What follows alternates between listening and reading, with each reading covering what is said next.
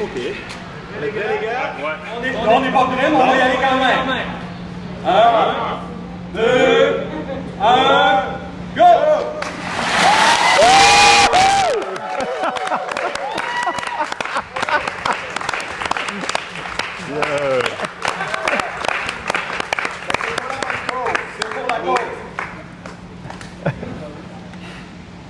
Alors, on l'a fait. On l'a fait pour la Fondation pour la recherche sur la maladie de Lou Gehrig. Vos premières impressions, Louis? C'est très, très glacial, mais en même temps très plaisant. Jean-Patrick? J'hésite entre l'eau du lac Saint-Jean ou le parc Forillon, mais c'est pour la bonne cause. Ce qui est important maintenant, c'est de relancer des gens pour qu'ils le fassent pour la maladie, la recherche sur la maladie de Lou Gehrig. Alors moi, vous mettez au défi? Je mets au défi Ariane Moffat, la chanteuse, bien sûr, et Patrice Bernier, joueur de l'Impact. Et pourquoi pas Youpi, qui a aidé Marc Bergevin hier à faire son défi. Allez, Youpi. Alors moi, je mets au défi l'équipe de la radio de Radio-Canada de l'émission C'est pas trop tôt, l'équipe estivale, parce que l'équipe régulière revient en ondes la semaine prochaine. Donc, l'équipe estivale. Et je mets également au défi mon collègue Jean-Philippe Vautier. Et Louis, vous mettez au défi qui? Une collègue d'ici Musique, Rebecca McConnell, et je mets aussi au défi un collègue à moi d'Ottawa, Mathieu Nadon, le chef d'antenne du Téléjournal Ottawa. Voilà, c'est fait. Merci beaucoup, Louis. Alors, Jean-Patrick, on va se diriger pour l'entrevue avec les gens de la SLA, alors qu'on patauge dans la glace en ce moment. Monsieur Villandré, Monsieur Bérard qui sont avec nous ce matin. Bonjour à vous deux. Bonjour. Alors, dites-moi, ce défi du saut de glace, le Ice Bucket Challenge, j'imagine que ça fait énormément de publicité pour votre cause en ce moment. Oui, définitivement. C'est, comme vous le voyez, c'est un événement qui est viral sur les médias sociaux. Donc, la visibilité est créée, puis comme vous l'avez fait, c'est important pour faire connaître la maladie. Maladie de Lou Gehrig est une maladie qui est connue, mais pas tant que ça. Et puis, c'est important d'avoir cette visibilité-là pour lever des fonds. Est-ce que ça vous étonne l'ampleur du mouvement? La semaine dernière, on n'en parlait pas, ça a pris 2-3 jours. Les joueurs de la Ligue nationale, surtout, qui ont peut-être donné, et on est ça à un autre niveau, je pense, et maintenant, il y a plein de gens qui le font sur les réseaux sociaux. Est-ce que ça vous étonne? Oui, ça nous étonne. Je pense, Alain, on en a jasé ensemble, puis c'est sûr que quand il y a eu des Sidney Crosby, puis plusieurs joueurs de la Ligue nationale et d'autres personnalités qui ont participé, ça a comme créé un effet d'entraînement.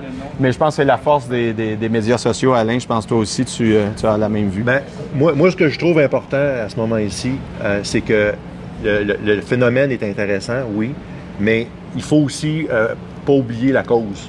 Puis, oui, c'est le fun, puis nous, ce qu'on aime, c'est que on n'est pas associé à quelque chose de négatif. À un moment donné, la maladie de Lou Gehrig, c'était le suicide assisté, ces choses-là. Mais nous autres, ce qu'on veut, c'est qu'on veut vivre, puis on veut démontrer justement qu'il y a quand même de la joie de vivre. Chaque gens devrait profiter de chaque moment de la vie. Puis des fois, on oublie. Tu sais, on est en santé. Moi, j'étais en santé, je faisais des marathons, puis là, ça fait 3 ans que ma vie a complètement là, chamboulé. Puis moi, ce que je trouve, le message, après ma barre, c'est de penser aux gens qui sont atteints. Quand on fait ça, nous quand on le fait, là, oui, c'était... on pensait pas que cette ampleur-là irait, tu sais, Marc Bergevin, Patrice Roy, puis tous les gens là, qui nous supportent. Mais après ma barre, nous, ce qu'on veut, c'est de faire connaître la maladie. Puis si on fait connaître la maladie, on va peut-être être capable d'aller chercher des fonds. Parce qu'on a beaucoup de projets là, pour la SLA. Bien, quel genre de projet? Est-ce que vous avez à quoi? Parce que là, les gens font des dons. D'ailleurs, vous voyez probablement l'adresse où faire des dons. On l'a mis ce matin. Il y a un site Internet donc, de SLA Québec. À quoi va servir l'argent, justement, M. Oui, tout d'abord, puis Alain va compléter.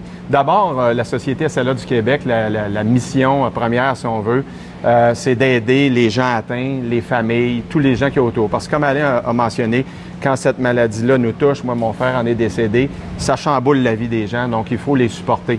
Alors, la Société est là pour ça, première chose. Deuxième chose, la recherche. Il faut mettre de l'argent dans le bucket, comme on dirait, pour aller chercher vraiment des efforts pour trouver une cure à cette maladie-là ou à tout le moins la ralentir éventuellement.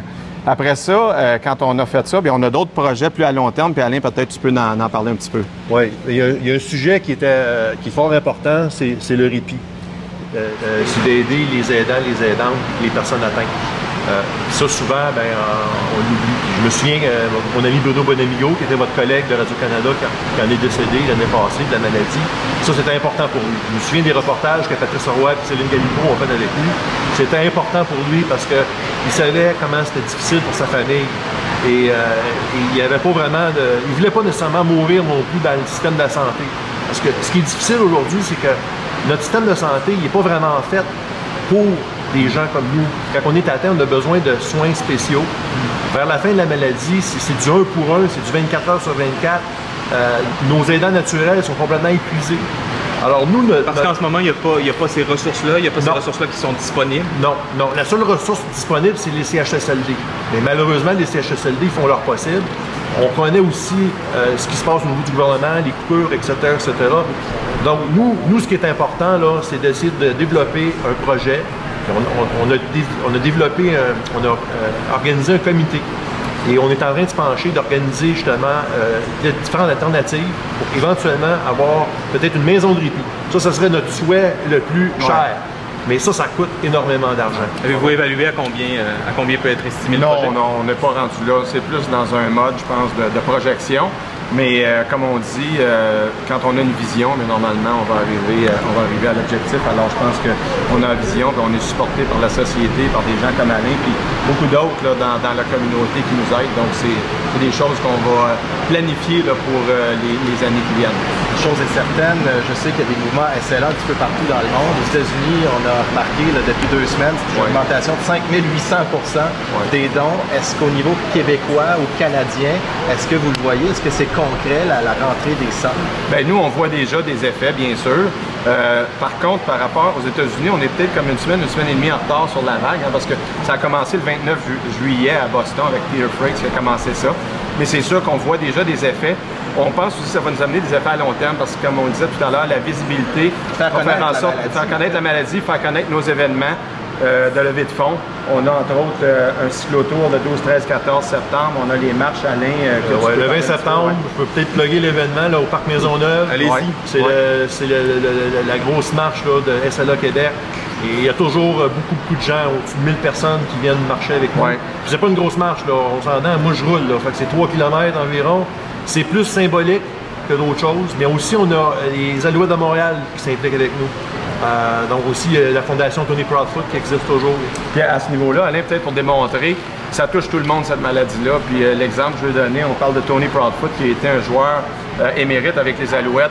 On a Mike Sauls aujourd'hui qui a eu une carrière dans la Ligue canadienne de football qui combat la maladie. Alors, ça touche aussi bien des athlètes. Peter Frakes qui a commencé ça, il était un lanceur de baseball. On a Steve Gleason. Alors, ça touche tout le monde dans la société.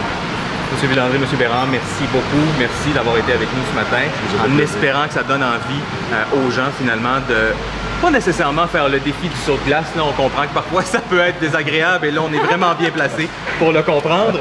Mais en même temps, de faire un don, c'est important. Donc, vous allez donc sur le site internet de SLA Québec. Alors, et François, il y a Julie Jasmine qui l'a pas fait. Regardez ce qu'on a préparé pour elle.